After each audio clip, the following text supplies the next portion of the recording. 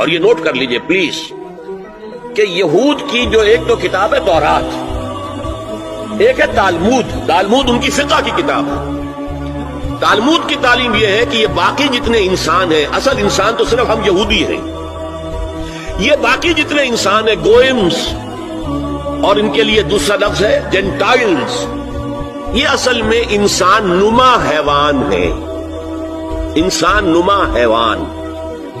और जबकि इंसान का हक है हैवान को इस्तेमाल करना, एक्सप्लॉइट करना। घोड़े को टांगे में बग्गी में बांधते हैं कि नहीं, और बैल को आप अपने हल में जोतते हैं। इसी तरह हमारा हक है तमाम इंसानों को उनका खून चूसना, उन्हें एक्सप्लॉइट करना, उन्हें इस्तेमाल करना। और उसके लिए बेहतरीन तरीका यह है कि उन्हें वाक़तन हैवान बना दिया जाए, इंसानी अक़दार उनसे छीन ली जाए। हैवान बनेंगे तो फिर काम करेंगे हमारी मर्जी के मुताबिक।